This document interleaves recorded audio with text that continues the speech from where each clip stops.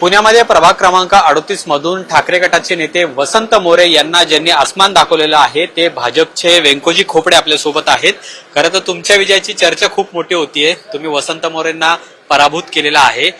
कशी तयारी केलेली होती आणि विजय मिळाल्यानंतर काय वाटतं? मी आत्ताच दुसऱ्या माध्यमांना बोलतानाही सांगितलं, तयारी ही जोरदार होती आणि तयारी ही जनतेत जाऊन जनतेला विश्वास द्यायची होती की जनतेसाठी झटणारं नेतृत्व या ठिकाणी पाहिजे आणि त्या पद्धतीने पूर्ण प्लॅनिंग केलं होतं.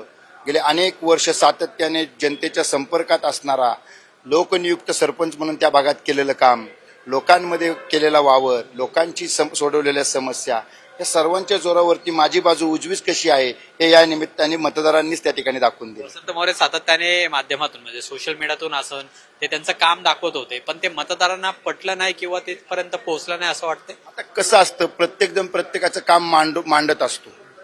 कुठल्या ना कुठल्या स्वरूपातून प्रत्येक जण काम करत असतो. राजकारण करणाऱ्या व्यक्तीला काम तर करावंच लागतं, परंतु शाश्वत काम काय असतं किंवा जे दिसणारं काम आणि प्रत्यक्ष काम याच्यातला फरक तो या निमित्ताने दिसलेला आहे. मी पहिल्यांदाच आता नगरसेवक झाल्या, आधी सरपंच तुम्ही होता, तर काय महानगरपालिकेमध्ये जाऊन काय नेमकं करायचंय तुमच्या त्या प्रभागासाठी? मी आवर्जून सांगल, माझा पुणे शहरातला सर्वात मोठा प्रभाग आहे आणि त्या प्रभागाची भौगोलिक दृष्ट्या रचना जी आहे खूप मोठी आहे आणि त्या भागामध्ये उपनगरामध्ये आमच्या खूप समस्या आहे, नागरी समस्या खूप आहे. अजून आमच्या दैनंदिन समस्येलाच आम्ही झगडतोय, म्हणजे रस्ता, लाईट, पाणी, ड्रेनेज या व्यवस्थेला ज्या मूलभूत गरजा आहेत त्यालाच आम्ही झगडतोय. पण मी या निमित्ताने आवर्जून सांगेन, या दैनंदिन मूलभूत गरजा तर मी सोडवेलच, पण एक आदर्श प्रभाग पुणे शहरातला कात्रजचं शेवटचं टोक प्रभागाचा आहे, तो प्रभाग एक आदर्श प्रभाग म्हणून त्या ठिकाणी घडवल. त्या ठिकाणी केंद्र असन, राज्य असन, महानगरपालिका असन, या तिन्हींचा संगमय साधून त्या ठिकाणी विकास करण्याचा मी प्रयत्न करेन. जिथं पाहिजे तिथं जाईल आणि फंड आणून त्या ठिकाणी काम करेन.